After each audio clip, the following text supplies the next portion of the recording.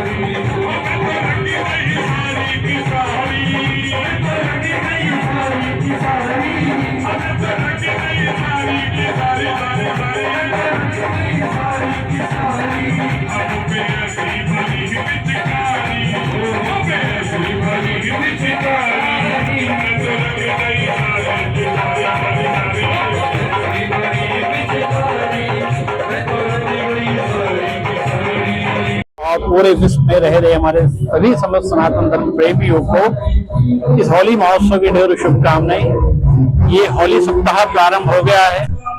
हमारा श्री राधा कृष्ण मंदिर, पुरानी अनाज मंडी, माँ जगदम्बा कुटुंब संस्थान और दिव्य ज्योति नक्षत्र रत्न सेवा संस्थान, दो संस्थानों के संयुक्त तत्वाधान में ये गत वर्षों से मतलब मुझे लगता है शायद 50 वर्षों से ज्यादा ही ना हो, होली महोत्सव संपन्न होता आ रहा है। होली से पूर्व एक सप्ताह पूर्व किसी भी दिन ये उत्सव संपन्न जब भी ठाकुर जी की इच्छा होती है, तो आज ये उत्सव जो है बड़े प्रेम के साथ 10वीं तिथि के अंदर, चूंकि रात्रि में एकादशी का प्रवेश हो जाएगा कल, तो ये था कि 10वीं से एकादशी की ओर बढ़ते हुए हम इस होली उत्सव को बड़े मंग से संपन्न करें।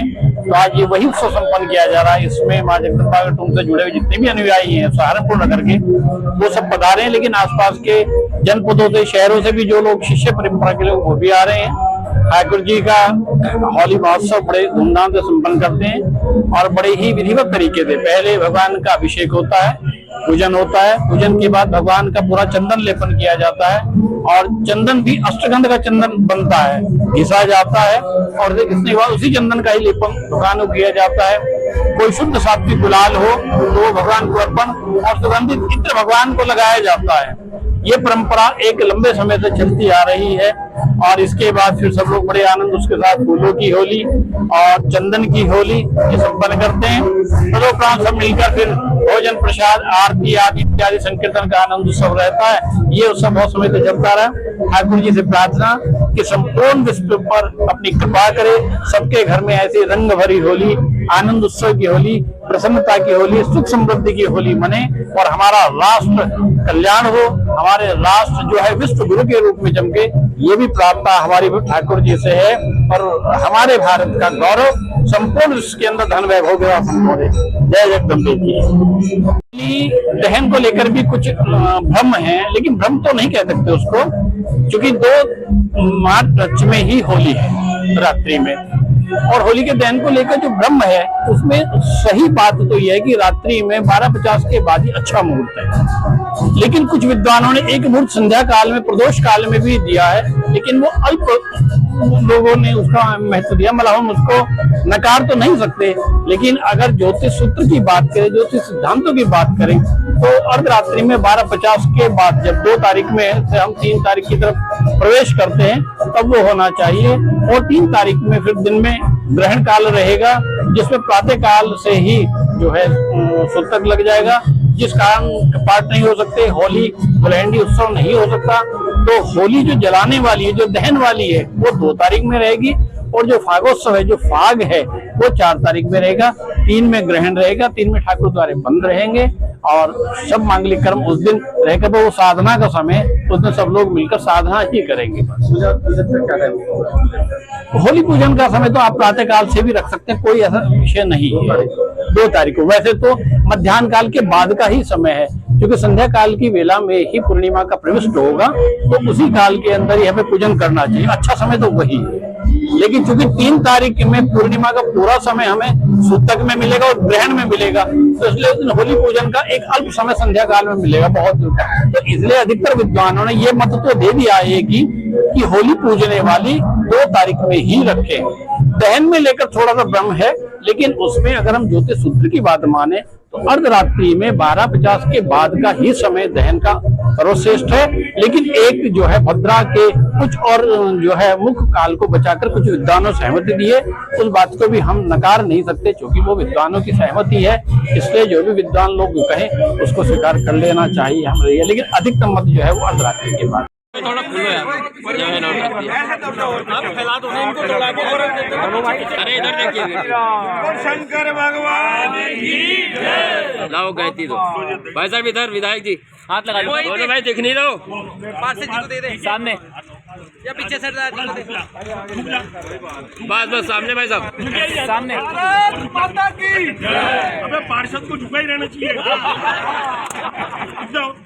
बस भाई साहब इधर जी, अध्यक्ष जी छिप रहे एक ही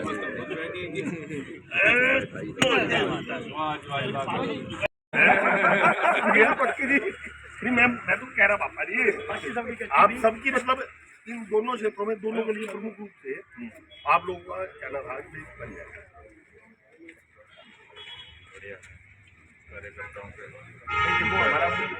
कार्यकर्ता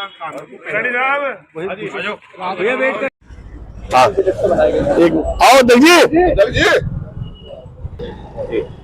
आओ जी। आज नगर के सर्वांगीण विकास को आगे बढ़ाते हुए वार्ड नंबर 42 में गुरुद्वारे के बराबर वाली बड़ी महत्वपूर्ण गली का निर्माण कार्य आज विधायक निधि से जो निर्मित होने वाली है उसका शिलान्यास आदरणीय महापौर जी, आदरणीय महानगर अध्यक्ष जी, स्थानीय पार्षद, हमारे मंडल अध्यक्ष, हमारे वरिष्ठ नेताओं के साथ हमने सबने मिलकर किया है।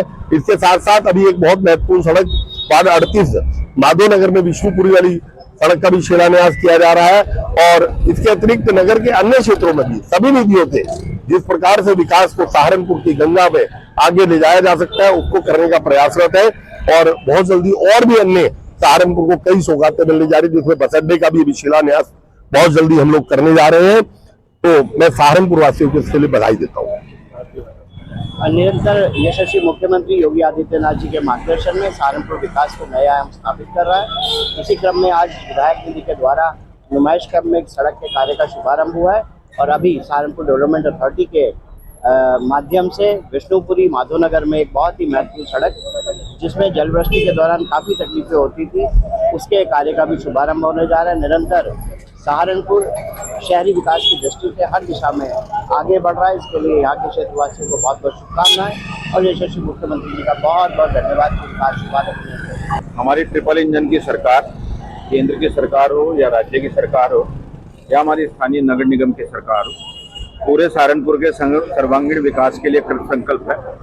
उसी की कड़ी में आज एक छोटे से निर्माण कार्यों का शुभारंभ हमारे दोनों जनप्रतिनिधियों ने किया। हम सहारनपुर की समस्त जनता के उनके जीवन के स्तर को ऊपर उठाने के लिए, समस्त क्षेत्रों के विकास के लिए हमारे समस्त जनप्रतिनिधि और संगठन 24 घंटे कार्य करता है।